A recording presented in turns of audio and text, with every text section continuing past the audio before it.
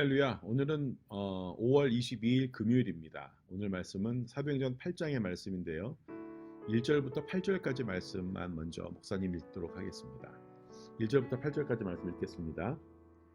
사울은 그가 죽임 당함을 마땅히 여기더라. 그날에 예루살렘에 있는 교회에 큰 박해가 있어 사도 외에는 다 유대와 사마리아 모든 땅으로 흩어지니라. 경건한 사람들이 스데반을 장사하고 위하여 크게 울더라. 사울이 교회를 잔멸할세 각 집에 들어가 남녀를 끌어다가 옥에 넘기니라. 그 흩어진 사람들이 두루다니며 복음의 말씀을 전할세 빌립이 사마리아 성에 내려가 그리스도를 백성에게 전파하니 무리가 빌립의 말도 듣고 행하는 표적도 보고 한 마음으로 그가 하는 말을 따르더라. 많은 사람에게 붙었던 더러운 귀신들이 크게 소리 지르며 나가고 또 많은 중풍병자와 못 걷는 사람이 나으니 그 성에 큰 기쁨이 있더라.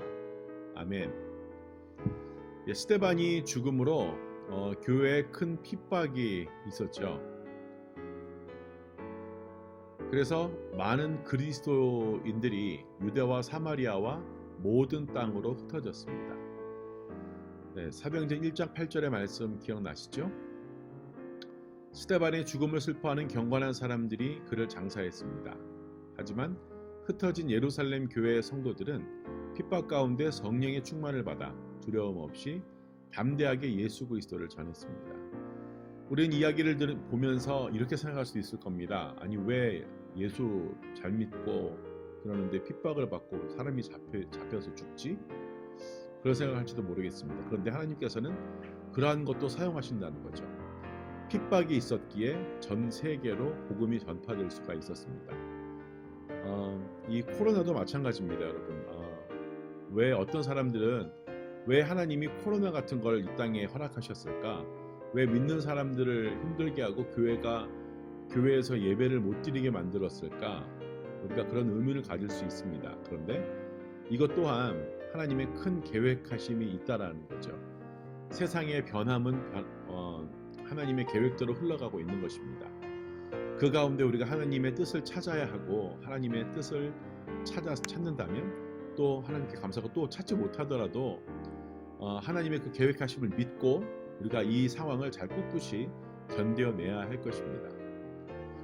말씀을 계속해서 보면 사마리아 성에 내려간 빌립은 더러운 귀신을 쫓고 중풍병자와 안진뱅이를 낫게 하는 등 수많은 이적을 통해 복음을 전했습니다.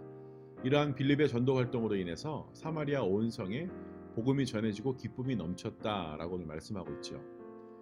사마리아 성에는 시몬이라는 마술사가 있습니다. 계속 말씀을 읽으면 나오는데 시몬은 마술을 행하며 사람들을 놀라게 했고 자칭 하나님의 대변자 혹은 대리자라고 해서 사람들을 미혹했습니다.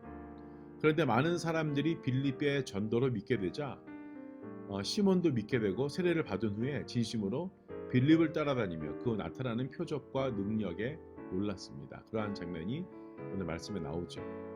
오늘 본문 말씀 25절에 보면 주의 사자가 빌립 집사에게 남쪽으로 가서 예루살렘에서 가서로 내려가는 길까지 가라고 명령을 합니다. 빌립은 그 음성을 듣고 가죠. 그곳이 광야임에도 불구하고 주님의 명령에 따랐습니다. 그래서 빌립은 가사로 가다가 에디오피아 여왕 간다게의 국고를 맡은 내시를 만나게 됩니다. 그는 이방인이면서 예배하기 위해서 예루살렘에 왔고 병거 안에서 이사야의 글을 읽을 만큼 하나님을 경외하던 사람이었습니다. 에디오피아 사람이니까 말씀을 읽어도 이해를 못했겠죠. 특히 이사야서 53장을 읽으면서 이해가 안 됐는데 그 말씀에 고난당하는 이 사람이 누구를 가리키는 것인지 모르는 것은 너무나도 당연했습니다. 내시는 빌립에게 지금 읽고 있는 말씀을 설명해 줄 것을 부탁했고 빌립은 예수님께서 이사야 선지자의 예언을 어떻게 성취하셨는가를 설명을 해줬습니다. 내시는 빌립의 가르침을 받은 후에 자신이 하나님의 소유임을 인정하면서 세례를 받겠다고 부탁을 하죠. 그 내시는 본국으로 자기 고향으로 돌아갔고 빌립은 북쪽으로 가면서 지중해 연안을 따라가면서 복음을 전파하다가 마침내 가이사랴에 이르렀습니다. 이게 오늘 말씀인데요.